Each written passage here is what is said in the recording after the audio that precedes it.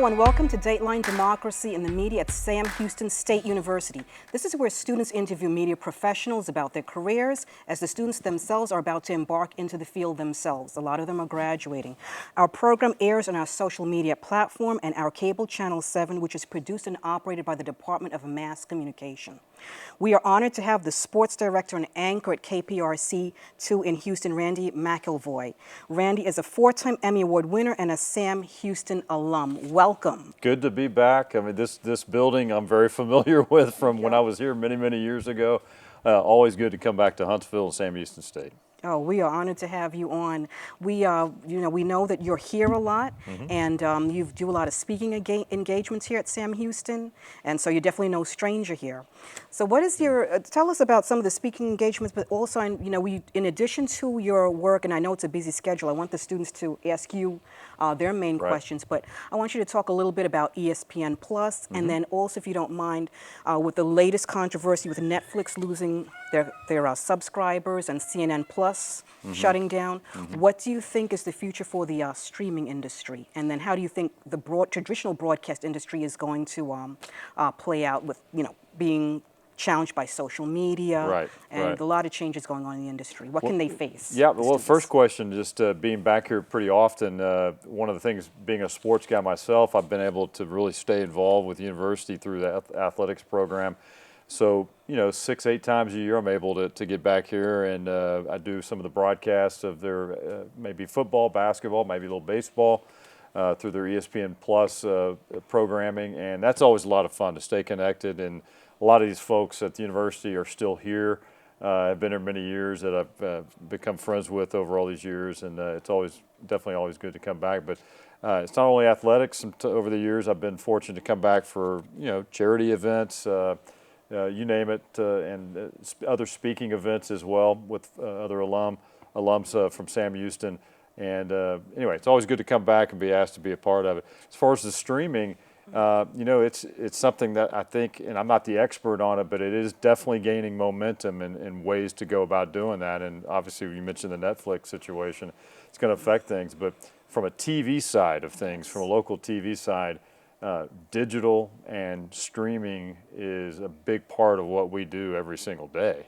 5 years ago, it was like, what? Well, we're going to do what? And but now it's like you come to work, and I mean, it's part of our planning, our programming planning, and for the website, and how are we going to get that done? How are we going to turn it out?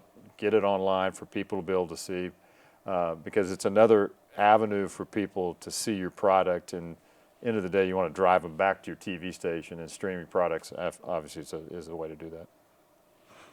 Yeah, and I know when your news director was with us a few weeks ago, he was talking about how COVID changed so many things. So a lot of he was saying that it's a lot harder to get people to actually come into the station now because a lot of people got comfortable working from home. Right, exactly. That's changed a lot too. And there was a brief time when COVID came where I was remote, and it just didn't work for me. It wasn't something that I was comfortable with. I was not able, I have, you're a creature of habit, so to speak, in what we do. And, I needed to be at the station, and I just called Dave Strickland, who was here a few weeks ago, and just said, hey, this isn't working. I'm not able to get it done remotely. I need to be in, put me in a corner or wherever you want to put me. I got to be able to get the job done.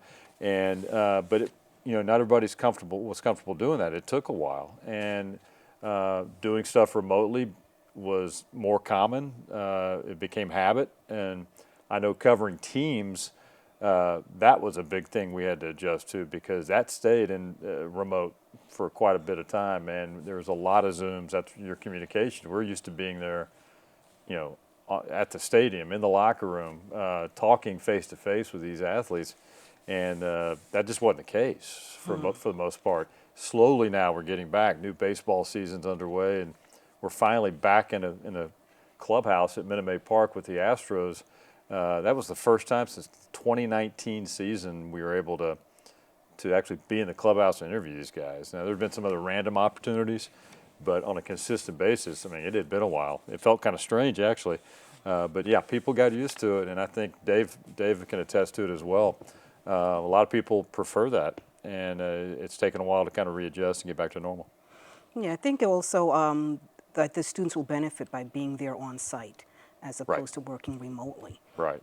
I mean, there's the face-to-face. That's learning how to, in some of the students that'll be kind of venturing out to start their careers, interviewing, whether it's TV, for a web, for print, whatever it might be, learning, face-to-face interviews, how to do the interviews, how to make the person you're interviewing comfortable. And to this day, I still tell people when I am out on location. Matter of fact, earlier today, on my way to Huntsville, I had a stop, and I could tell there were some high school athletes, and they hadn't had a lot of media attention, and you could tell they were really nervous, and you pick up on that really quickly. So the best thing I tell them is just, hey, ignore the camera. I know it's a big camera, and it's hard to do, but it's just you and I having a conversation. Yep. Do your best to kind of zone out. We're just talking to you. And then part of that, you learn how to phrase questions to make it conversational. But yeah, being on site, face to face, a lot different. Yeah, the Zoom way, I'm not a big fan of. But I know it was the norm for a while. Yep. Well, they're getting a lot of experience too, just doing these in-studio interviews. First with you, and then with Dave Strickland Right. A few weeks ago, and then Right. with you. So, Well, I mean, it's something that's not going away. It's still going to be an option, I think, for a lot of different areas. yeah, well, they've got one foot out the door. I can Yeah. tell them that because they've got one foot in Sam Houston, one foot out the door. A lot of them are graduating, as I said earlier. So Good. they're looking forward to, they're really sinking their teeth into the actual industry itself. Right. Well, it's a great industry. I've been doing it for 32 years now, and I've seen a lot of styles come and go, a lot of methods come and go. And the time we're in right now is pretty cool. There's a lot of great opportunities to do things and still do great work. It wasn't what it was like 5 years ago, 10 years ago, but that's okay. I mean, it's like any business. It's going to kind of evolve, and you've got to be willing to adapt and learn if you want to be able to make it and survive and do your thing. But it's a great, fun business. Well, the students have a lot of questions. So the first student up is Adrian. Hello, how are you doing today? Good. Good. So my first question is, so growing up, did you always imagine yourself being a sports anchor, or what was your inspiration to become a sports anchor?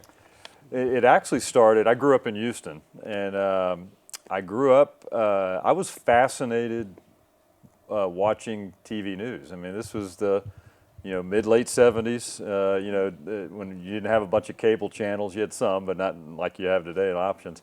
So I grew up, the news was on in my house, and my parents watched it, and I was just fascinated is the best way I can describe it. Mm-hmm. I loved watching deliveries of people on there, and then, when they told stories, the video, whether it was local or across the country or worldwide, international, I was fascinated. Like, how did they get that in? How does a lot of questions? Yeah.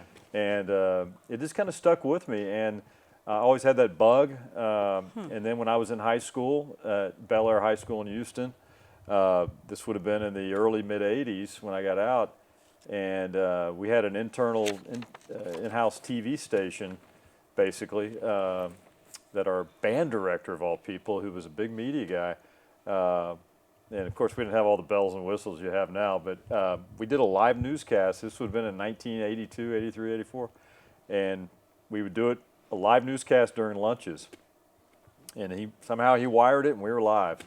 And when you're doing live TV at early age like that, you kind of get a sense of the energy level and the adrenaline rush that you get, and kept it going. And I decided to come to Sam Houston, and I actually came here to play baseball, and played for 2 years. But I knew I was majoring in broadcast journalism, and I knew this was something I wanted to pursue as well. So everything kind of came together, and coming to Sam Houston was a great decision. That's awesome. I'm happy to hear that. My next question is, so throughout your success, did you ever imagine yourself becoming a 4-time Emmy Award winner? Was it a goal for you, or it just happened? No, because when I started, I mean, I graduated in 1989, and I'd been working my last probably year and a half of college. I had interned briefly in Houston at a station, and then was hired last year and a half of college. I was a part-time sports producer for KTRK Channel 13 in Houston. So I was going back and forth kind of starting stuff, and I just wanted to graduate and launch my on-air career and try to find a job somewhere. And I was able to find one in the Beaumont area. And but you don't really think about those. At least I didn't. I don't think, for starters, I don't even think the Emmy Awards for the local outlets even were happening back then. But you don't think about that at that part. You just you want to start. You want to improve. You want to make mistakes. It's okay to make mistakes in the smaller markets because you can learn from them. And I just wanted to keep learning the business. Have success, knowing I was going to have some failures as well, but learn from those and just keep improving. And my goal, to be honest with you, was not awards. It was, I wanted to work up to work in my hometown of Houston. And I got there. It took a while, but I worked in Beaumont for about 7 years. Really enjoyed it. It was a great market to work in for coming out of school. And still have some great friends there. And that was a long time ago. And then I went to Dallas and then ended up in Houston. So it was more about just working hard, trying to be pretty good at what you do and, learn a lot along the way and keep improving. Even I've been doing this a long time and I still, you don't get too comfortable. You don't tell yourself I've made it, you can coast in. My advice is you never do that. There's always things you can improve on. Doesn't matter if you've been doing it 1 year or 32 years. Keep working, keep having that passion to improve and be good at what you do. That's awesome. I appreciate that advice. That's really good. So my last question for you. So like you've mentioned, you've been doing this for about 32 years. How have you managed or created a work-life balance with your family and friends outside of your career? Yeah, that's a challenge. That is. You can either let it's kind of twofold there. The job on the TV side, as you get in bigger markets, the demands increase. It's bigger cities. You're reaching a lot of people. You're covering great stuff, but a lot more is expected as you continue to climb up. There's a lot expected at the starting level too. Don't get me wrong. You can either let that consume you and control everything you do in your life, and you won't have that balance. You've got to find a way to still get the job done, and there's ways to do it. A lot of it's time management, to be honest with you. And everybody learns a lot of that in college, balancing all your classwork. If you have a job, you're doing this, you're doing that. Time management is critical, because certain parts of the year, there's so much going on. And where I am now in Houston, there's not a slow day. You get about the month of June is about the only, quote, slow month we have every year. And but there's always something going on, and you can constantly be working easily if you let it. But you got to go in and tell yourself, okay, I love what I do. I've got a passion for what I do. I want to be the best. You always want to be the best. That's what you got to strive for. And you got to put the work in. But you also have to draw the line somewhere and, have family time, friend time, whatever, because you're going to burn out. And that could be whether you're doing this or you're an athlete and you're trying to get to the top at a certain sport. If that's all you do, you're going to burn out. And so how to do it, it's up to the individual. You've got to make it a priority and just make time to have that time, that break to kind of, reassess and just kind of recharge the batteries a little bit, and that always helps for sure. Thank you. Thank you so much for answering my questions. You got it. Next tune up is Dion. Okay. Hey, Dion. Hi, thank you for being here. My first question is going to be about the Winter Olympics. I noticed that in your recent assignments, you actually covered some parts of the Winter Olympics, so I just wanted to know a little bit more about your experience, how that was being in Beijing, or if you were in Beijing, or how. Right. Did not go to Beijing. We normally have crews that go to the Olympics. Winter Games, for various reasons, with everything going on, not only us, but many outlets didn't go.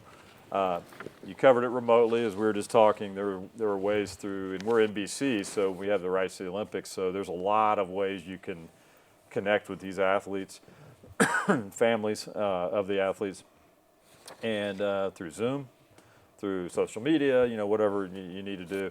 we did a lot prior to. And now there's not a lot of winter Olympians, and to be honest with you, doing winter sports in Houston.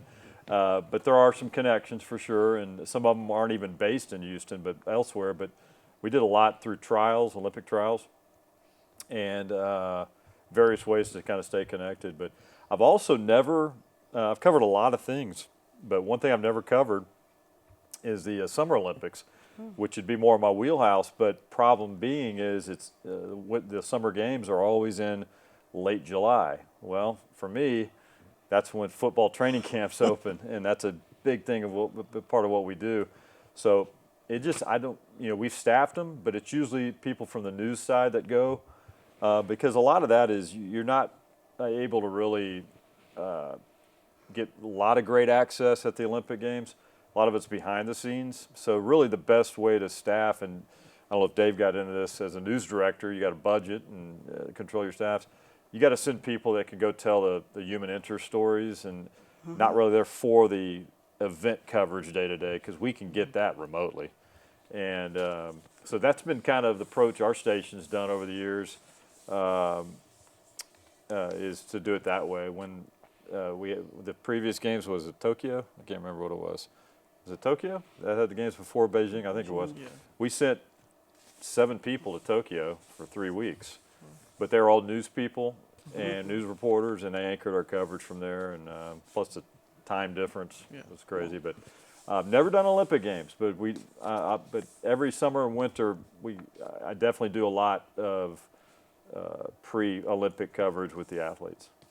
Great. And then my second question is going to be about the controversy about the Astrodome. I noticed that in one of your interviews with Derek Shore, you stated that you grew up going to games at the Astrodome.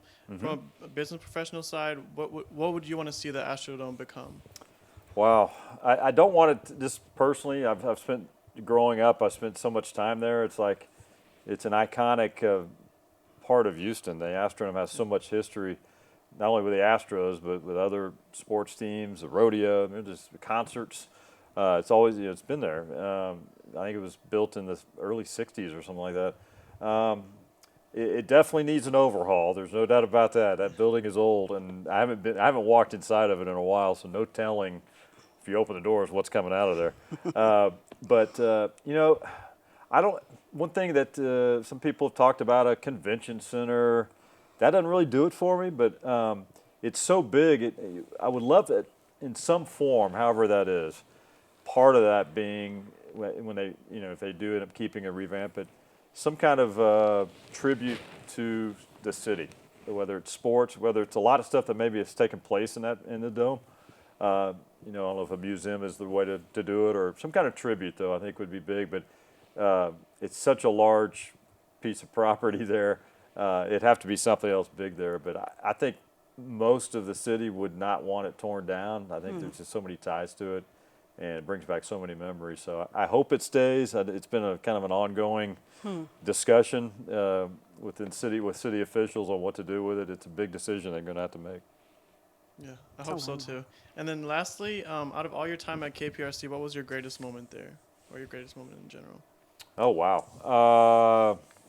Probably event-wise, when the Astros won the World Series in 2017, growing up an Astros fan and covering the team, that was probably top of my list. That was pretty cool. We were with them every step of the way from when they started the playoffs in New York. We were there. Then they went to Boston or Kansas City. I can't remember. But we just traveled back. I mean, it was constant for about a month. I wasn't home much, but it was a blast. I wouldn't ask for any other opportunity. It was great. It ended obviously in Los Angeles when they beat the Dodgers, and that definitely ranks up pretty high. But I've covered Super Bowls. I've covered the World Series. I've covered NCAA national championships. It's never a dull moment. You get to cover a lot, and most of my years, I've been at KPRC 18 years now, and there have been some down years for some teams for sure. There's currently are right now with the Texans, but they're close to turning it around. So you go up and down, but you definitely have your fair share of great moments to remember. All right. Well, that is all I have for you today. Thank you so much. You got it. Thank you. Thank you, Dion. You told Adrian earlier how what made you want to be go into sports, or at least on TV, was when, just like my household, because you and I kind of like the same age, okay? Yes, ago. But yeah, the TV was always on, and yeah, we didn't have what they have now. We didn't Right. have we didn't have remote control. It was black and white TV. Oh, yeah. 13 channels, and Oh, you had yeah. to. And You just kind of flip it around, and Yeah. there were no cable channels that carried all your teams. Nowadays, you got every Astro game on TV. We had none of that. It was like, when they were on TV, that was kind of a special night. Like, hey, the Astros are on, or so-and-so's on. So, yeah, different era now. difference. You got bitten by the bug pretty early, huh? Yes, definitely. Yeah. Well, the next student up is Mariah. Hey, Mariah. Hello. Welcome. Good to be here. Love the socks, by the way. Oh, thanks. Appreciate it. Okay, so my first question is, what is it like transitioning to KPRC from the Big 12 Conference, high school sports, and Fox Sports? And which taught you the most? Good question. So you talk about the previous things I Yeah. did. Well, during my career, I've done a lot of local TV. So when I started, I was in Beaumont. That was local. And then when I went to Dallas, that's when I started venturing out a little bit because I was with a regional network. I was with Fox Sports Southwest Regional Network. So with that came opportunities with the Big 12. So you got out of the local day-to-day stuff. So that was different because in local, you're used to doing certain shows a day, 5, 6, 10 o'clock. And you get in that routine, going out covering stories. Well, Big 12, it might be games you're doing, it might be going to the campuses. So it was just the way of going about our business each day was just a little bit different. And then it was that, and what were the other ones, Big 12? And Fox Sports as well. Yeah, but part of that was with Fox, so that was all tied in. And then I did a lot of high school programming for the network. I would go out for my first couple of years there. I'd go out and once a week I was somewhere in Texas taping this show. I would tape my stand-ups. One week I might be in Houston. Next week I might be in El Paso. We hit the state all year during the school year. So that was a little bit different. We were doing magazine-style shows. So it's totally different from the local scene. And, I enjoyed it. It was fun. I did more play-by-play for games. That's where I kind of got the passion for that as well, and I'm still doing that today. But the opportunity to get back to Houston meant back to local TV and kind of the day-to-day chase. Because that's what you're doing every day. You're going out trying to chase down stories. You're trying to find stories, but they're fun stories. Some people want to get in on the news side. I preferred the sports side. It's just being a former athlete, it still kept me around the game. So every stop was a little bit different, but it was good because I was able to get a lot of experience in a lot of different things from the TV side. So it was a lot of fun. Mm-hmm. You got to where you are now. So. That's right. And then my second question is, in what way was covering sports different in Dallas than in Houston? Good question. Similar in some ways because they each had NBA team, baseball team, football team. Dallas was a little different when I got there because I had to learn hockey, which was not my sport. It's still not, but I gotta get by it every now and then. But they had an NHL hockey team that won the Stanley Cup, the whole deal, my second year there. So I was around hockey a lot. So that was a little different. Great fans in both cities. Obviously, growing up in Houston, I knew how they were. Dallas, everybody loves their football team, but there's something about being a Dallas Cowboy fan. It's just a little different. And they have a universal worldwide following. That was unique. Everywhere the Cowboys went, home or obviously home, but away as well, it was the Dallas Cowboys. It was a big deal. So I got to cover them, and I got to cover some really fun teams. And I also covered the Cowboys on the local side when I worked in Beaumont, and I got a lot of experience. Even though we were close to Houston, covered a lot of Houston sports as well. But I got to cover the Cowboys for a few years when they were winning Super Bowls because their coach, a guy by the name of Jimmy Johnson, who's now an analyst for Fox, but he was their coach, and he was from Beaumont, he was from the Beaumont area, so that was our reason to go cover because he was so popular. So anyway, to answer your question, the passion, especially of the Cowboy fans, probably really stood out to me during my time there. because it's 24/7 year-round Dallas Cowboys that dominates that market. Yeah, they're wild. Yes, they are. And then what inspired you to come back to Houston? You know what? I was very happy what I was doing, loved it. But I think it was the draw of the hometown. That's something I'd always kind of had on that back burner. If an opportunity that was good became available, I would have to consider it. And part of my family was there. All the pieces kind of came together for that, and just it's more the opportunity. And I was ready to also. I missed some of the local TV stuff that we do, and I knew that would help that. And as sports director, it was a chance for me to kind of manage the staff we have, small staff, but kind of that opportunity as well. So everything kind of came together. It was a good opportunity for me. It was 2004, so it's been a nice run so far. Well, thank you so much for answering my questions. You bet. Good luck to you. Thank you, Mariah. The next student up is Anna. Hi, thank you so much Hi, for being Anna. here today. My first question for you are, what are the pros and cons of working in the industry? Oh, wow. Pros and cons. Pros, for me, what I like is it's something new every single day, basically. You might be in a season, a football season, a baseball season, but most days have their own unique kind of twist to it. So for me, if I was doing the exact same thing every day on the sports side, it wouldn't be as appealing. So I like the mixture of that. I love, even though I anchor, that's what I do every day. I'm not an in-house kind of guy. I like to be out on the scene, establishing contacts, finding stories. You gotta put the time in. I can't just go to the station and write and put my tie on and go to the set, and that wouldn't be satisfying to me personally. Some people it is. So that's definitely the pros. The cons probably, the hours are different because it's live newscast. So every now and then I get asked by people that don't know the business. They'll say, "Oh, do you tape that 10 o'clock newscast?" I'm like, no, it's live. So you're working different hours. You got to be flexible. News business is 365. I mean, holidays, you got to work some holidays. You don't have to work them all, but you got to work some. You got to know that going in, and that would be the cons. It's not the normal you're out of here at 5 or 6 o'clock kind of deal. Sometimes my day starts at 1 or 1:30. We work through the 6. You go to dinner, go home, whatever. But then you got to come back by like 8 or 8:30 and get going on the 10 o'clock. It's over at 10:30, and I can't leave right away because I usually have a handful of things I still got to do. So I usually get out of there at 11:30.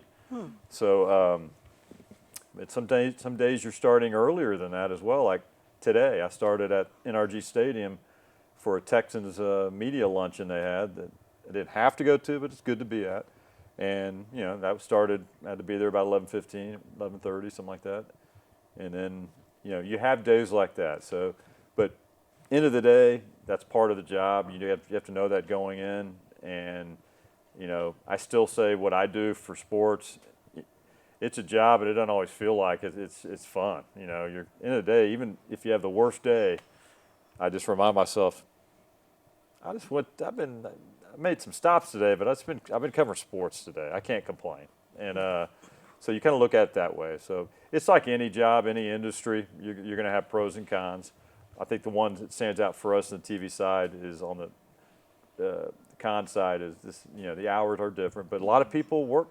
Depends what you do. If you're a reporter and you're a dayside reporter, you're working 8:30 and 9 o'clock to like 6:30 or whatever, and then you're out of there. So there are a lot of opportunities to do that in the newsroom, and then obviously more if you're in other parts of a TV station. Sales side, marketing. There's a lot of different jobs in a TV station. So.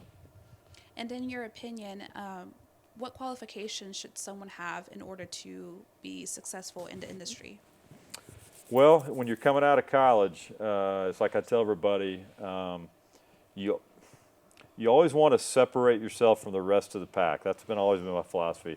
During the course of when you're in college, do what you can that gives you experience, working productions in here, opportunities to do, whatever your passion is. And, to try to gain that experience, you want to separate yourself from others that aren't. Because when it's time to go hunting for a job, people like Dave Strickland that are here as news director, he's going to look at that resume, besides the video clip you sent him, is, okay, what has he or she done during their time at Sam Houston, at whatever school they go to? Because they're looking for people that are obviously, like if I'm looking at resumes, and I get them a lot if we have openings or people just looking around, I'll look at see what they've done. If there's not much, my initial thought is, okay, they didn't really do a lot while they were there. You've got to learn the business. When I was here, I did, and it was unbelievable for me because I had an internship, learned how to, I learned some editing, obviously here too, but in a Houston TV station newsroom, you're editing for shows that are going to be on, a little bit of pressure on deadlines. You kind of learn other aspects of it, but you make some mistakes, no doubt about it, but you get that experience. And I would come back here and take classes that were required, obviously, and it was stuff I already knew how to do because I'd been doing it. And still, I kept learning and stuff, but the initial concepts were stuff I was learning on a weekly basis already. So anything to separate yourself from others and can make yourself stand out. Hey, I've done this, this, and that. This is why I did it. I gave up maybe a little bit of time that could have been more free time or whatever, but you're preparing yourself when you get out, because when it's go time after you graduate, it's time to go find a job, and you got to be ready and have a skill set that's developing as opposed to one that's starting from scratch. You don't want that. You get that during your years here and learn on the ropes in this building, and hopefully through an internship or two. Okay. Well, those are all my questions for you today. Thank you so much. You bet. Thank you. Thank you, Anna. Yeah, These are fun. I like these. Well, good. Yeah. When Dave was here, Dave Strickland was here, he was also telling them the same type of thing. As long as you like what you do, Right. and it has to be a passion. But Right. yeah, if it's a 24-hour news operation, and you mentioned being flexible, being willing to work holidays, weekends, etc. Yeah. People like me who's now set in my ways, but yeah, I'll probably have an attitude if I, had to come in or give Right. up my holiday, especially Christmas or something like that. Right. And I was telling Dave, like, at this stage of my life right now, I would not want to be a field reporter. I love the field reporters. I have respect for them, but that's not something I want to do. I Right. cannot be in the middle of a storm at 4 o'clock in the morning with a smile on my face. I'll smack somebody. Yeah, exactly. I will No, have I'm a with you. I attitude, totally agree with so, you. But it's something that you have to find your niche. Right, you do, and keeping that passion is critical. I mean, I work every Sunday. Do I love doing that? No, but it's part of my job. We do a 30-minute show. It's called Sports Sunday every Sunday night. It's been on in Houston since 1980, well before I got there, and it's a staple in the city. Well, it's a big deal for the station. So I know unless I'm on vacation or doing whatever, I'm working Sundays. I'm off Fridays and Saturdays during non-football season, but from August to early January, in the middle of high school, college, and NFL season, I'm off Thursdays, and I try to take off Saturdays, although it's a college day, but we got other staff as well. So, but Friday nights, I'm working doing a high school show for 12 weeks, if not longer. So, I have to split my days off. Most people get 2 in a row. In the fall, it doesn't work that way in sports. You got to be flexible. So, but you got to love what you do. There's no doubt about it. Yep. Next student up is Anam. Hi. Hi. I have a few questions. My first one is, how is a typical day at work as a sports director? A typical day, well, we plan usually the night before to prepare for the next day, knowing there's probably going to be some changes, but that's good. It's not everybody does that way. I prefer that because I feel like if you're prepared, you've got your game plan kind of laid out on what you want to do, because we're in a big city, and it doesn't matter what city you're in. It can be a small market too. You still got to have a game plan. And then if news breaks, another story develops that you got to switch gears on. To me, if it works better if your day is kind of a rough draft lined out. That way, to me, it's easier to make changes. And than coming in not knowing what you're doing that day. Nothing drives me crazier than the unknown of not being prepared the night before.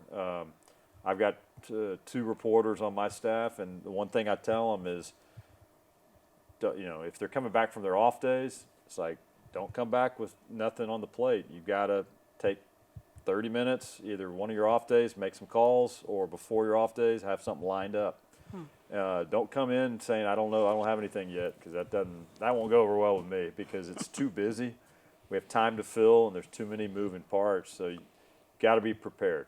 And so that starts, and then you get updates because you're working alongside the executive producers in the newsroom.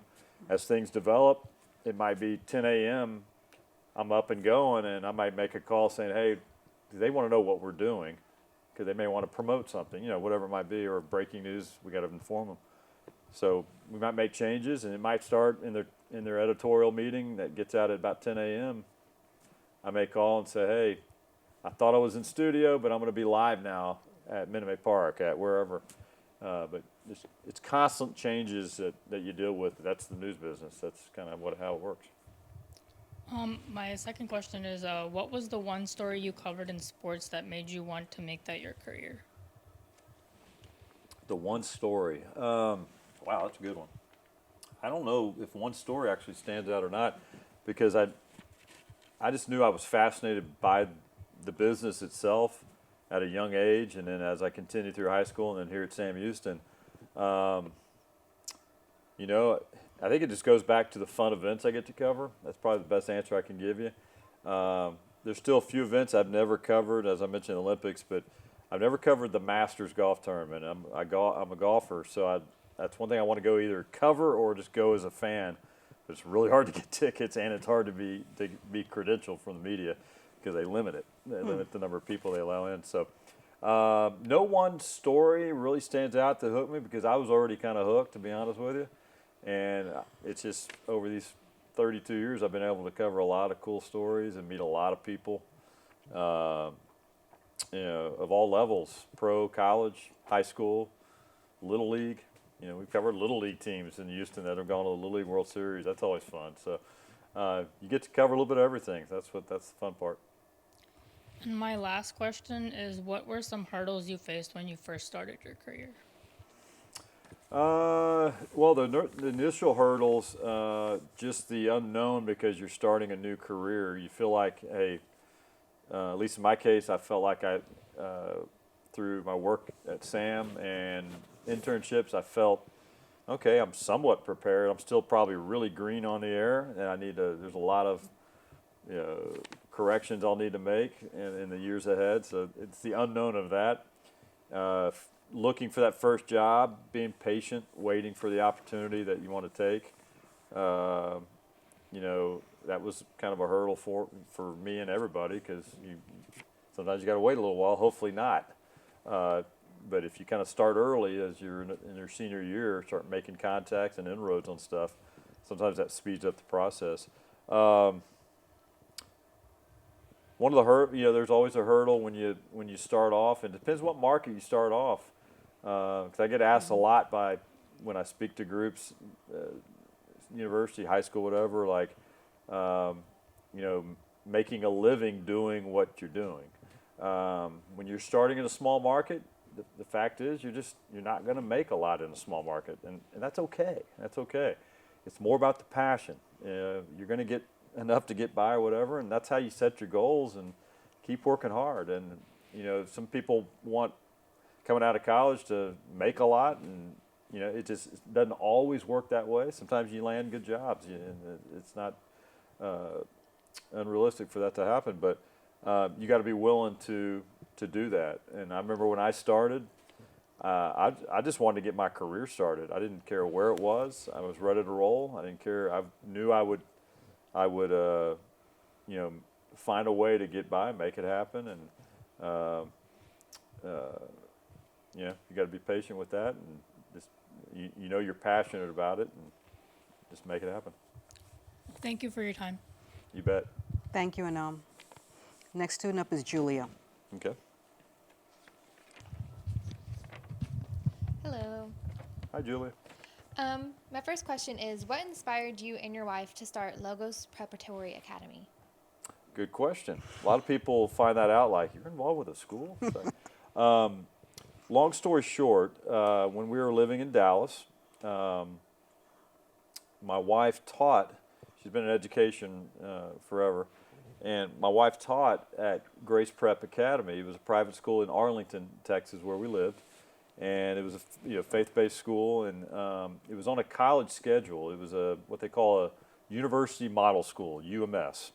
UMS schools are now all over the country, and they basically go on a college schedule. And the one benefit we liked because of my crazy hours was part of it is not homeschool, but part of it is done at home, but because you're on a college schedule. So kids in middle school, and then when they get up to high school, they're doing what you all do in college. You know, you have the Tuesday, Thursday class, Monday, Wednesday, Friday class. You're learning to do it on your own. You know, you're not at home anymore. So they start that in high school, and it's a pretty rigorous academic setting.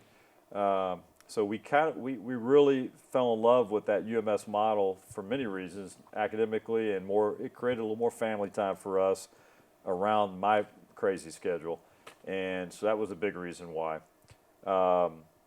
Traditional school for the kids at the time just wouldn't have been good for us. It's not for everybody. But anyway, so we, of course, left Arlington, went to Houston, and my wife just felt strongly. She had prayed about it and just felt like, you know what, this is something I want to see if there's interest of other families. You know, as we kind of got back into the Houston community, we're in the southwest Houston area in Fort Bend County. And sure enough, there was a big nucleus of families that were already familiar with UMS, and there wasn't one there. So from not long after I took the job, and I remember her telling me this, and I said, I got a new job. I don't have a lot of time for this. And she said, no, she did. And so I initially was on the board, and us and 3 other families, other couples, so there was 8 of us, formed the school. And for 18 months, we planned it from 2005 until the doors opened in August of 2006. And we're now in year 16 of the school. My wife had various roles within the school, but she's been the head of school for the last 6 years now. And the school has grown. We were just last year, or just a few months ago, got named a National Blue Ribbon Award winner.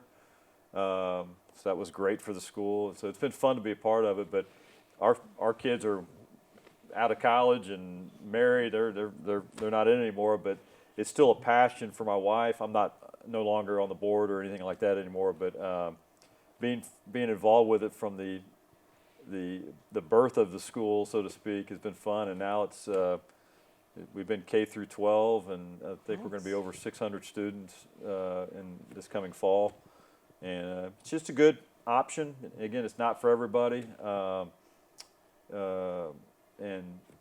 you know, it keeps the families kind of connected from an educational standpoint as well with the kids and with their kids. So it's worked. So it's been a passion of ours for a number of years now.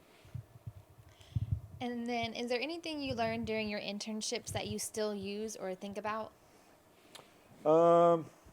You know, you learn so many things in an internship, putting together a broadcast, you know, writing. I remember, excuse me, the guy I was producing for always said, especially in sports, you know, don't be too formal. End of the day, keep telling yourself, and every now and then, when you get busy and you got to just stop for a second and just remind yourself, this is sports, this is fun, okay? People are watching a newscast and seeing a bunch of bad news for that first 20 minutes, and then they get the weather and all kind of stuff. Sports usually towards the end, and it's a way to connect with the viewers and try to have fun. My style, I'm not a comedian, that's not my style. Some guys or gals that are on air want to tell jokes and stuff. That's just not me. Sometimes people force it and want to be because they see somebody maybe on ESPN or whatever. The worst thing to do is try to copy somebody. Be yourself. And I'm not a big comedian, but I know how to have fun with stuff. I pay attention to video that might resonate with a viewer at home. Because a lot of our viewers during the week are not major sports fans. So you've got to really, you can't beat them down with a bunch of X's and O's. You got to really mix it up a little bit that might hit home with various viewers, male and female.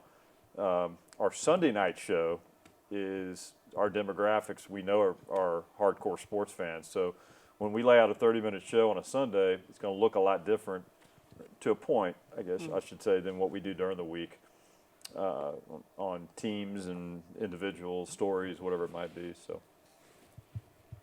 And then my final question is, what is your least favorite thing about your job? The least favorite thing. Probably, I'll go back to somebody had asked me a few minutes ago, you know, even though it's part of the job and, you know, you embrace it, you have to, the hours, you know, those aren't, that's never fun, is working that hours, but it's part of it. So I wouldn't even go as far as saying it's my least favorite. I just know it's not ideal, but it's something you're now used to. Other than that, there's really not, I mean, you have your good days and bad days, but in general, man, it's fun. It's a fun business. Okay. Well, those are all my questions. Thank you for your time. You bet. Thank you, Julia. Yeah, so it sounds like you're having a good time. There's a lot of people can't say that, though. No, yeah, that's true. You run into a lot of people that are not happy with what they're doing, maybe a career choice, and I think you said Dave hit on it. You got to like what you do. You know, you got to have a passion for it, knowing there's going to be good and bad days. But you know, as long as you, for the most part, like what you're doing, you know, it's going to override some of those other things that maybe bring you down every now and then. But being happy with what you're doing, man, it goes a long way during the course of a career.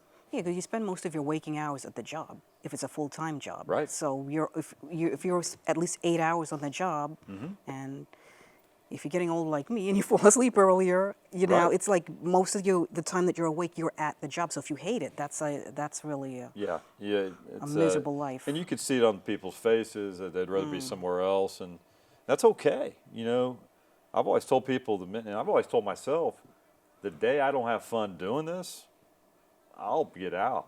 That's fine. I'll find something else to do. But I still love it. I wouldn't be doing it now if I didn't. There's an adrenaline rush you get, and you know, you get to meet so many great people, and there's so many stories to be told out there of all ages, and you know, that's why it's that deal that there's something new almost every day, and that keeps you going at it. Yeah, well, we definitely enjoy having you here, and we're going to take a break for a few minutes, and we'll be back with more students and more questions for Randy McIlvoy from KPR2 in Houston. Thank you. Hey Bearcats, take your membership on the go by downloading the Sam Houston State University Alumni Cat app today. Not a member yet? Join the Sam Houston Alumni Association or renew in seconds to enjoy exclusive national benefits on dining, entertainment, and much more. Now that you're in, take some time to explore your exclusive member benefits. Read the latest edition of Heritage Magazine or find an alumni event near you. Click on our travel tile to sign up and explore the globe with our traveling Bearcats, or stay connected to alumni in your area as you take your membership everywhere. Come hang out with the Alumni Association as we tailgate some of the biggest games of the year by showing your alumni member card that is now in the palm of your hand. Download the SHSU Alumni Cat app today in the iTunes or Google Play Store, or visit shsu.edu/cat app. Eat 'em up, cats! As a boy, Lorenzo Baez's playground was the streets. When his grandfather suffered a heart attack, one nurse's act of kindness changed his life. Today, he is the first in his family to graduate college, and he's not done yet. He's on his way to becoming a doctor. Since 1879, we've been helping students like Lorenzo defy the odds. Sam Houston State University, a great name in education. Welcome back to Dateline Democracy and Media with Randy McIlvoy from KPRC2 in Houston. The students are interviewing him about his career and also asking him his advice as they step out into the career world, especially in media. Our next student up is Taylor. Hi, welcome back. Hi, Taylor. Thank you for being here. My first question is, what does this quote mean to you? Don't get activity and productivity confused. Okay, you saw that from a website, didn't you? I From sure our website. did. I heard that comment a long time ago, and it's just kind of stuck with me. And I think it's more of simply a reminder that I think either yourself or others, some people think, you can be busy. It's hard to explain. You can be busy, and you treat that as, hey, I'm getting quality stuff taken care of, as opposed to just filling time. It's more of that reminder that, that end of the day, you want to check a lot of boxes, get the work done. And to me, it's just a reminder that, don't spend a lot of your time filling time with activity stuff, and you're missing the key point. At the end of the day, maybe it's an assignment, whatever it might be at your particular job. And somebody said that to me probably 20 years ago, and it just kind of stuck with me. Nothing more than that, but it's kind of a quote I like to remind people about. Thank you. My second question is, when you first started reporting in Beaumont, were there any women in the field? In sports? Mm-hmm. You know what? There wasn't. I think in the last, probably when I was working in Dallas, you saw it on the network level. And then probably the last 15 years or so, give or take, you're seeing a lot more female reporters, anchors on the local end of things. And then you're seeing a lot of, on the regional networks, you're seeing sideline reporters getting a lot of opportunities. Which is great, and so I think it doesn't matter if you're male, female. End of the day, you just got to know your thing, know what you're doing, know the sport, and the viewers will love it. And that's always been our approach. We've had several on our staff at KPRC, and they came for a few years and moved on to bigger, better things in their career, and they love it. So. I think it brings a great perspective, especially when they, like the rest of us, put in. You got to put in the time. You got to. Because here's the deal: end of the day, a viewer at home, watching, doesn't matter if you're male, female, whatever. All they care about is, does that person know what they're talking about? Because it really will show. So you got to just be knowledgeable in the sports, and it goes for everybody, or the viewer won't accept you. I think that's proven. You want them to watch every night and trust you and believe you, and that's been the key. But you're seeing a lot more, and I think it's awesome because all sports need to be covered, different points of view, different ways of telling stories, and so I think it's been great. Yes, the world is definitely changing from 1989 you graduated? Graduated in 89, yeah. Yes. So it's definitely, for those first A lot has changed. 10, 15 years, you just didn't see a lot of it. But now on the news side all the time. But in sports, you didn't. But that's all been changing for the better. Yes. Okay, my last question for you is, how do you prioritize your stories for the day, your sports stories? As far as what we want to give time to, well, part of it is just kind of knowing what the pulse of the city is at the time, what season you're in. What the followings are. Part of it is just knowing your market, knowing your demographics. Recently, let me try to think. So right now, for example, in Houston, a new baseball season's underway. Well, Houston is a great baseball city, so no doubt about it, there's interest level with the Astros. Now, we cover them every day, highlight stuff. We're not at the ballpark every day. If they're at home, we're there several times during a homestand. But at the end of the day, you get about 2.5, 3 minutes a show. I mean, that's all we get, and during the week. And you've got to break that down and say, all right, I'm going to give 20 seconds to this, 30 seconds to that. But you also got to keep in mind everybody that's watching. I'll use yesterday as an example. We had some Astros because they were playing up in Arlington against Texas. But we also did a story on a NHRA drag race winner from Houston. The races were in Baytown, Houston, just outside of Houston, and her name's Erica Enders, and she's like the top of her game. She's one of the best racers out there, and she had won that title, so we wanted to give that some time.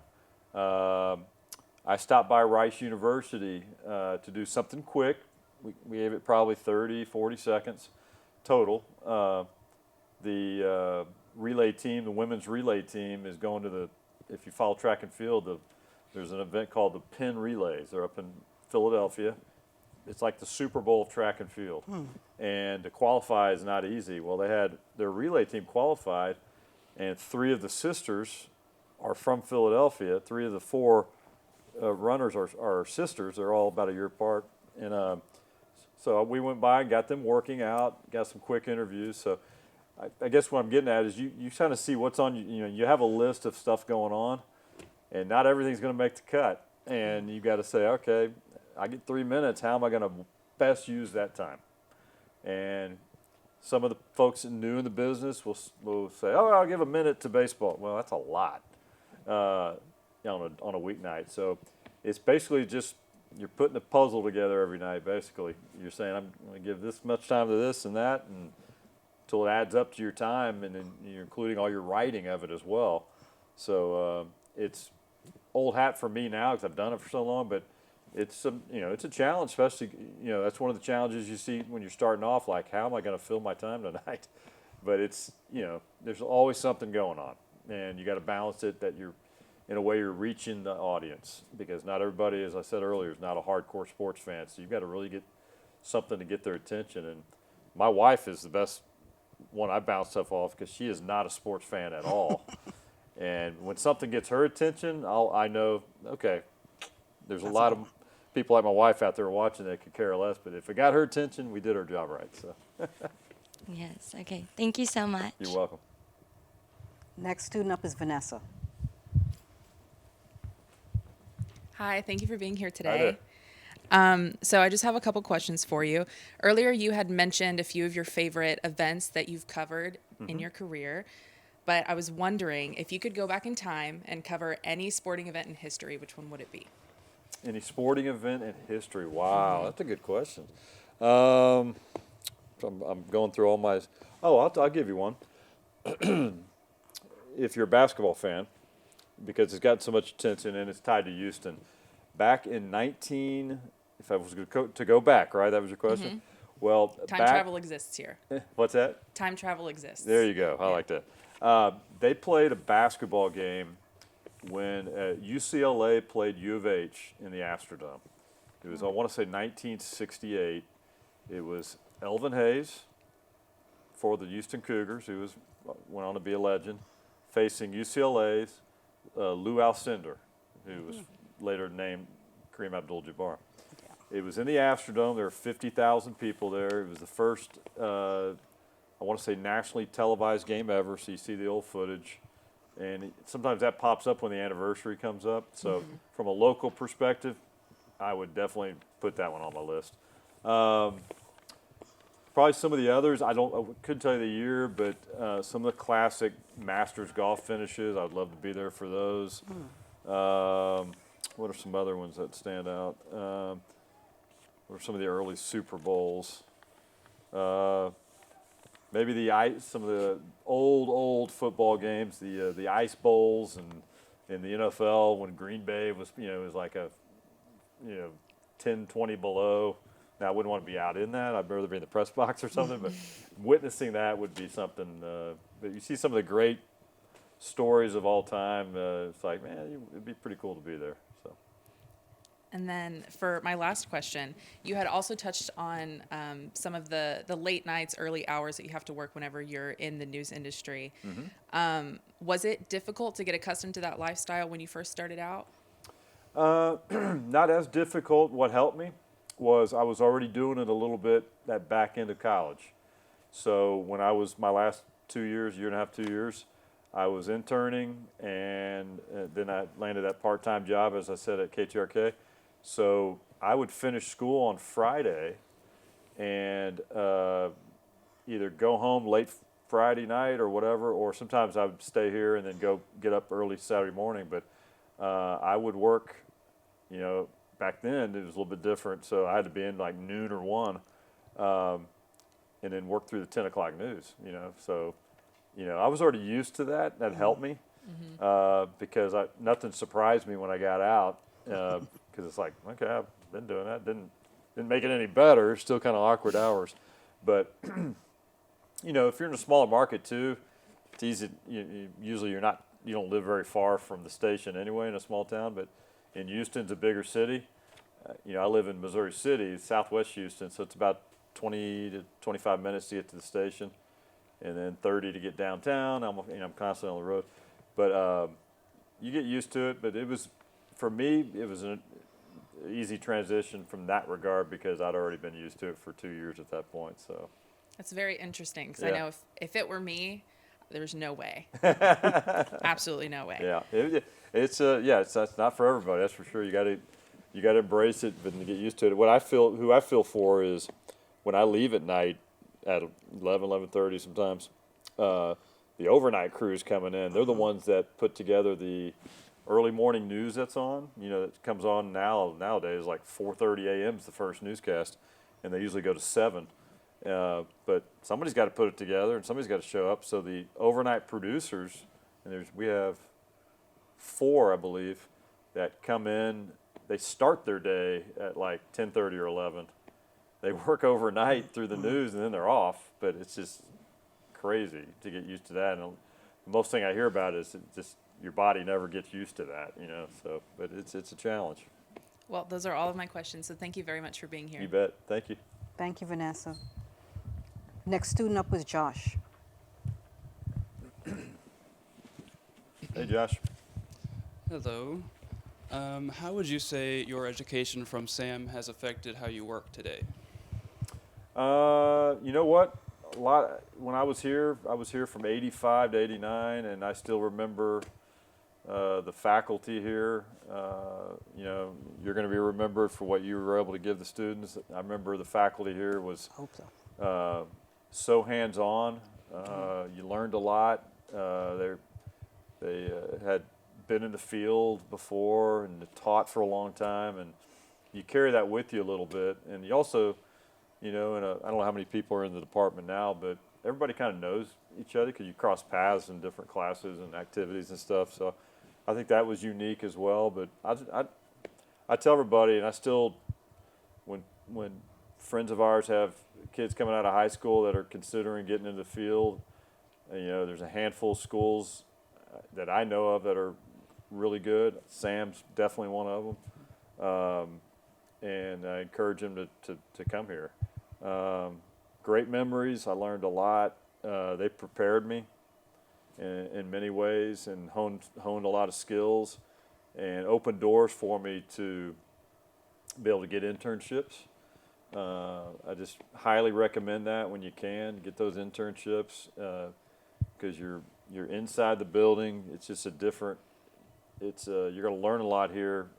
Studio work, classroom work, activities you can get involved with, but you know, being in that environment as often as you can as well, it's unbelievable value you get out of that and stuff you learn. So, yeah, a lot of things I learned here in this building in this studio right here. I remember when I walked in today, I had a lot of flashbacks. I remember a lot of stuff we did, and that set of stairs over there, same ones that have been here forever. Wow.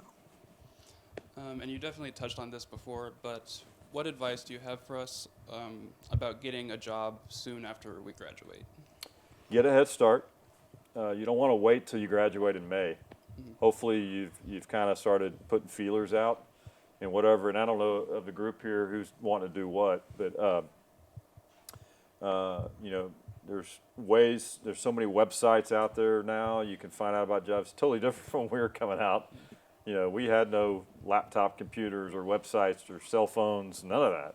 You know, people say, how did you get by? It's like, it's just people did, you know, you got by.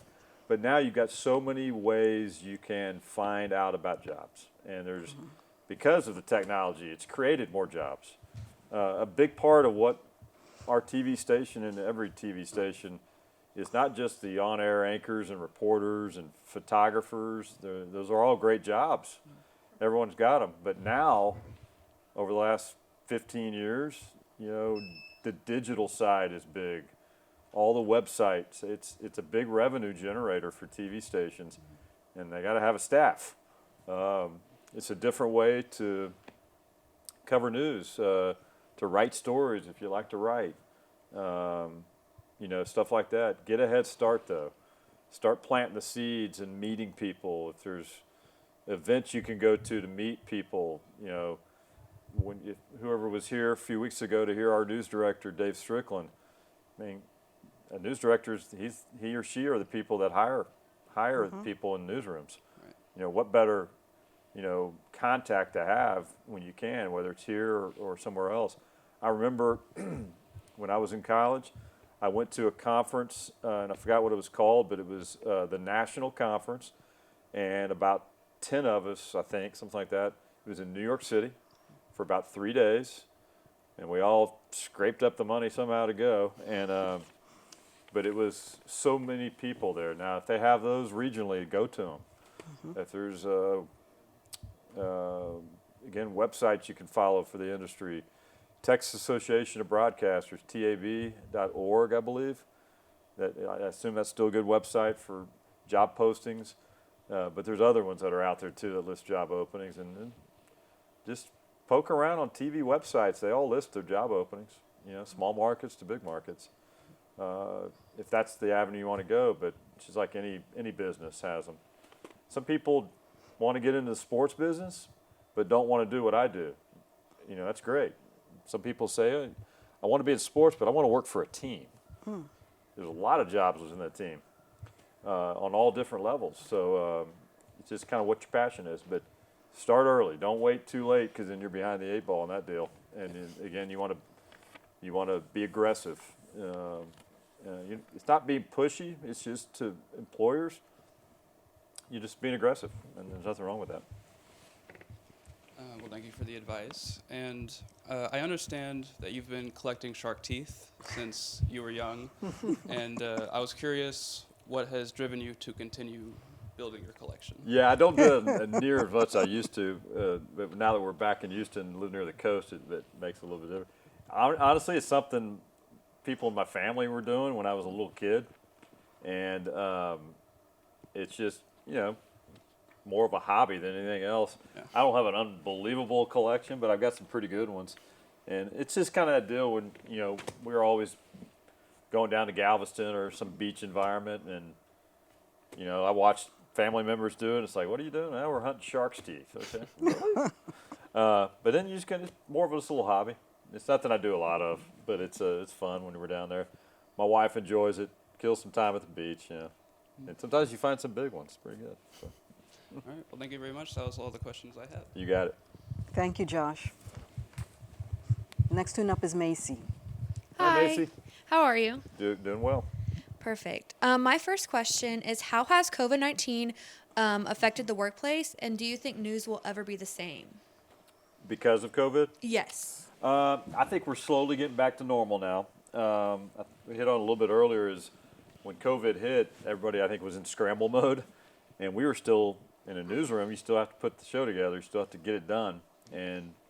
But so many people, because of COVID, you know, were home, you know, remote. So you had to have we had a very small group actually in the building in all areas, not just the newsroom, but also in sales and all the other departments. And that stayed that way for a while. I think it will get back to normal. Maybe not exactly the way it was, but I think you're seeing now a lot of people, it's been, 2 years now? Still obviously on everybody's radar, for sure. It's not as big a concern as it was, as everybody knows. But I think for now, I know for us, everybody's back and has been back in the building for quite a while now. I lose track of time, but it seems like for the last 6-8 months, maybe even longer than that, it's been a full go. And sometimes we were there and had to wear a mask in the building before we went to the studio. You know, there were certain rules we had. But I think it's going to get there unless we have some kind of setback of some kind. But I think you're seeing it in not just our business, in all businesses. You know, the precautions that people are taking, and even out in public, some people still prefer the mask, which is fine. It makes no difference to me. But to personal choice. So, but I think we will get back, and I think we're on our way already, to be honest with you, to back to where it was. That's really good to hear. Hopefully, we don't have another setback Right. like we have.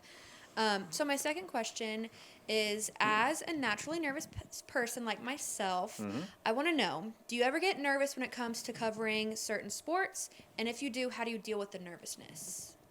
No, not really.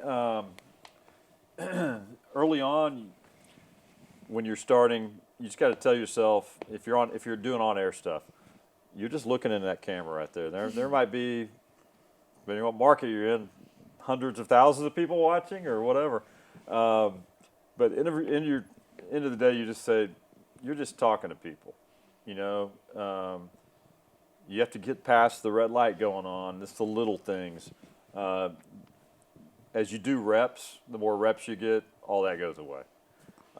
When I first started, yeah, there were some nerves, and I had been fortunate to do stuff for my last 2 years of college, but that still doesn't get you totally ready to that. And but a lot of it's just reps. That's why when you go to, if you start in a smaller market, like a lot of people come out of college and some people want to immediately work in Houston. It's like, you can't, it just doesn't work that way. News directors want a little bit of experience, and it depends what the job is for sure. But you have to go to smaller markets, get a little experience. You know, Beaumont, you know, Waco, College Station, Lufkin, Nacogdoches. They're all TV markets. Tyler, it's all over. They're all over the state. There's a lot of opportunity. They're all great markets to start off, and you know, some people stay longer than they want and move on to the next one. Some people get there. And I have friends that have worked in Beaumont for almost 30 years now. They could have left, but they really preferred a little bit of a slower pace, you know, of a news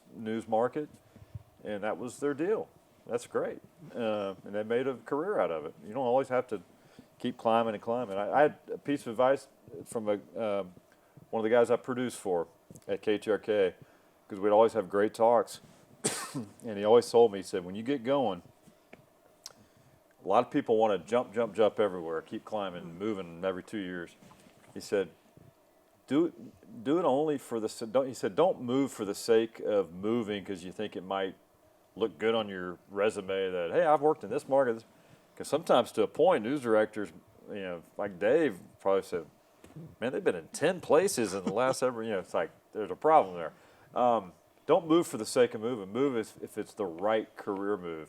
I remember one time in Beaumont, I'd been there probably 5-6 years before I ended up being there 7.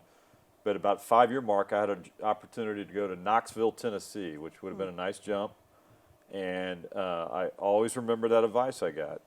And I got there, I checked it out, and I realized if I would have gone there, it would have been probably a shorter-term stay, because the main sports director, I would have been the weekend guy and reported during the week. The main guy was far from retirement, but he was not going anywhere, and he was the not only the sports director, but he was also the voice of the Tennessee Volunteers. And you know, he wasn't leaving that either. So I decided not to take it, and I'm glad I did. About a year and a half later, I got the opportunity to go to Dallas, and so I was glad I went with my instinct and followed the advice of a mentor I had. So hope that answered. I probably ventured off on the that did. answer Yeah, there, yeah, so. That was good to hear. And my last question is, you mentioned that your favorite career moment was covering the Astros winning the World Series. Yeah. But what is one event you had the hardest time covering? Wow. One time when I was, it was during my time in Dallas when I was working for Fox Sports Net, and we covered the Big 12. That was one of our deals. And there was a plane crash with the Oklahoma State basketball team. And, you know, I was in Dallas, it was Oklahoma, but we covered all these teams, and you got to know a lot of people. There were a couple people on that plane that I knew, and they were coming back. I think it's been a long time since that happened. I think they were coming back. That's what it was. They had played the night before in a conference game, I think in maybe Kansas or Kansas State or Iowa State or something like that, and their plane went down. And it was carrying the team. It was one of those small charter planes. Had the basketball team, had they all perished. And it also had 2 broadcasters that I knew. And that hit home a little bit. And it was at Oklahoma State, which is where my mom and dad went. So they sent me to Stillwater to cover that. And of course, I went several trips. And initially when it happened, and then later when you had the funerals, and you had the within a year later they had the dedication of a memorial, various times. So that was probably the toughest, just because it was a team we covered, and it had some people that we knew, we worked alongside, and so that kind of stands out. I'm sure there were others, but that the difficult ones are usually something bad happens. I've dealt with many coaching firings. You get to know the coaches. Probably the most recent one, when the Astros had the cheating scandal, the first move they made was fired the manager and the general manager. And the manager at the time, A.J. Hinch, was a pretty good friend of mine. And so, I didn't know all the things behind the scenes, but seeing him suddenly walk in and he was gone, that was kind of tough. But usually it's more serious, tied to something like that Oklahoma State story kind of stands out. All right, well, those are all my questions, so thank you so much for your time. Thank you. Next student up is Caitlin. Hi, Caitlin. So my first question for you is how different is Dallas and Beaumont from Houston? Size, that's the main thing that stands out, because you have everything you cover. In Beaumont, it's probably, when I was there, it was like maybe 100,000, people. I'm sure it's a lot more now, but definitely the landscape of things you cover. There's a lot more to cover in the bigger cities, obviously. Beaumont, smaller town, easier to get around, that was good, but you covered a lot of high school. They have Lamar University there, which is until Sam went to the WAC. Lamar and Sam played each other every year. And then you had the proximity to Houston for Beaumont, so we would periodically venture into Houston and cover the pro teams as well. So that was fun. So the biggest difference is, I would say, just the magnitude of things to cover and the busyness. It's constantly. The bigger cities, it's year-round. Small markets, there's more downtime, a little bit slower pace, which is good too. We enjoyed that. Well, I can see how that could be. And my second question is there a story that you covered about an athlete or a coach that will always sit close to your heart? God, it's hard to pinpoint one. I've done a lot of stories over the years. The ones that kind of hit home to me the most are athletes, and it's usually, occasionally it's maybe a college player, but high school a lot. Kids that maybe had some kind of health issue, injury issue, that were counted out, but they're back. I always love those stories when they've battled through maybe a rehab or overcoming, long hospital stay, whatever. Those are the kinds I've always liked to do. I'm going blank on his name, but there's a kid in Houston that we've actually followed, and we've probably done 3 stories with him since he was a little kid. But his passion, and I'm going blank on his name, but his passion is football. Well, I'm not sure what his condition was, but he lost both legs at the knee, had amputations. And he has the device he wears and somehow gets around. And now he's a high school kid, and he's still at these football camps because, he may never get a chance to play.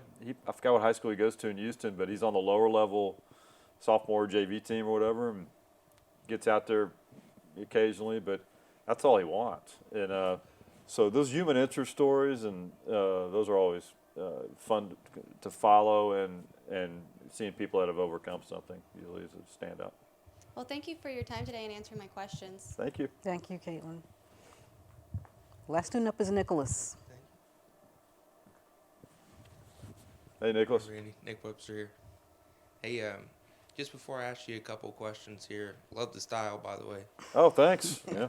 I'm a big sports guy as well. Got to get back and watch these Grizzlies play the Wolves. But That's right. That's right. hey, 3 things that I can relate with you on that you said. So Logos Prep, I played them in high school actually. Did you? Where'd you go to school? Cypress Christian for the last 2 years. Yeah. So we're in TAPS. Very familiar with it. Yeah. Yes, sir. Gosh, I can't remember the others, but big Cowboys fan.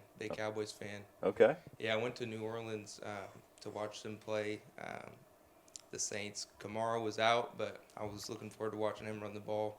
You know how Zeke's been performing, so. Good. You're a diehard, I can tell. Yeah.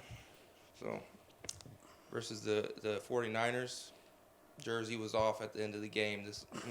Didn't get me started. Okay. That's the passion. That's what's Cowboy. First of all, hey, I want to say thank you for your time, Mr. Randy. You bet. Positive or negative, what impact has your job had on your mental health? It's a good question. Not in a negative way at all. To me, I love being around people, and I haven't had any issues, and it's a great environment to be in, not only inside the building, but just being out with the teams, and that's just something I enjoy doing. So it's stay focused, being around people. It's always good. Yes, sir. Don't isolate. If you can avoid it. Yeah, we need each other for sure. Yeah. Did you always picture yourself in this position? As sports director? I'll ask my follow-up question too, because that'll probably help. What did you think you would be when you were growing up? Well, growing up, I was like one of those.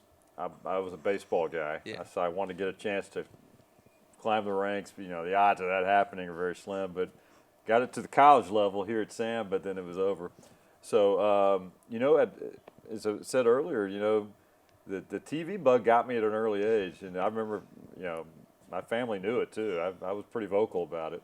So, not everybody can say that. So I knew I was something about the TV business and the news business got me at an early age. So I kind of envisioned it, to be honest with you, because once you get to high school and college, you kind of know, all right, this pro thing's not going to even be an option. So you got to really, turn your priorities and make sure you're doing what you need to do to kind of prepare yourself for a career. Yeah. And that's what I try to do. So. Yeah. I played college football for 2 years in Kansas City, Missouri. So you're right. There definitely is that point. Yeah. When it's time. Had to come back home. Yeah. When it's time. That's sure. Well, I grew up pretty much my whole life here in Houston, listening to that voice. So awesome. It's an honor. But last question I have for you, Randy, and thank you for your time. How did it become so natural for you? Well, I hope that's what comes across the viewers. That's the goal. A lot of it is just reps. It goes to that, and you've got to want to. I remember in the early years of doing this, I would go back and critique every single show I did, and mannerisms, whatever that was distracting. I remember one of my news directors in early years in Beaumont, and he was a really good guy. He pushed us hard, but we learned a lot from him. But and he just did it to be helpful. It wasn't like he was unhappy with me. He was like, "Hey, have you ever noticed when you're talking every now when you're kind of inflection on words, you kind of hop up and you kind of move around a little bit?" I was like, "No," and so that's something he noticed, and so I corrected that quickly. Being natural is to me being yourself. You got to be, and I said earlier, in sports, you've got to make it conversational, whether it's an on-camera lead-in, to having fun with the highlights. You just don't want to come across as you're just reading a script. You know what I'm saying? Yes, sir. About 50% of what we do, we write out stuff. Half the time I ad lib, and it drives the producers nuts because I'm using more time than I need to, and they're screaming in my earpiece, "Wrap it up!" But naturally, for sports, you're gonna ad lib 60% of the time, because you're gonna react to stuff. As you're talking, you're also watching it with the viewer, and you've already seen it because we've edited it. We know what it is, viewers seen it for the first time if they didn't watch the game, but you just want to have fun with it, you know, whether it's nicknames for players or just the way you deliver it, you know. You never wanted, like baseball, you never wanted to say, yeah, in the third inning, single to right, scores so-and-so, 4-0. Yeah. Well, you have a little fun with it. It's like, man, look at this shot right here. Man, that guy couldn't make the, you know, you're talking to the audience. And to me, if you can do that right, you know, you're going to connect with the audience, and it's going to be natural, just because you're just having a conversation. Yes, sir. And that's a reminder I give everybody. Never come across as you're reading. I mean, news anchors, they read. They don't ad-lib much. Sports folks and weather people, weather is 100% ad-lib. There's no prompt. When they're on, they see themselves in the screen because they click the prompter off because they don't write what they say. So these meteorologists, if y'all watched, know that they're just, it's all up here. They've got it mapped out what they're doing, but you know, it's pretty impressive. So your work and your commentary seem to just flow. It doesn't seem like you force it. Did that come with time? Comes with time. Comes with time. You're going to develop, you're going to see bad habits and you're going to correct them, and then you're just going to develop. When I went to Fox Sports Net in Dallas, we were a regional sports network. We weren't a local station, so we had more freedom to really have fun and just, you know, loosen up a little bit. And again, remind yourself you're covering sports. You're not covering death and destruction. You're not. That's the other part of the news. You know, you're trying to give viewers who are wrapping up their night before they go to sleep something. If they're a sports fan, something to chuckle about. You know, whatever. Have fun. You don't want to end it with bad news unless. And occasionally we do have bad news in sports, but you try not to go that route. So. Well, thank you so much for your time. You bet. Thank you, Nicholas.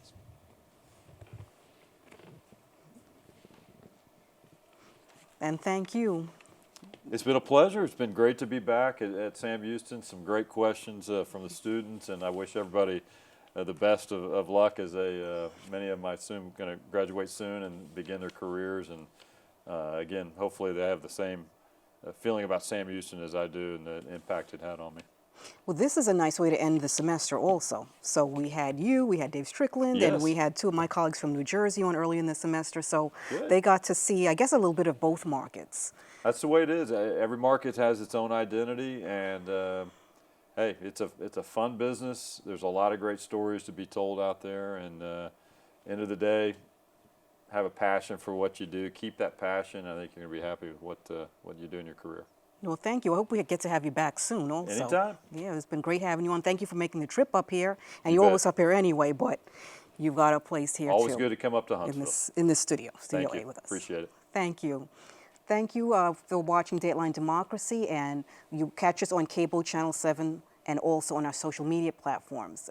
This is owned and operated by the Department of Mass Communication. Thank you, Mass Comm students. It's been great working with you all this semester. There's a nice group. I brag about you all the time now, so say nice things about me on your You're a really nice group, although I'm very proud of them, and they've done a good job this semester too.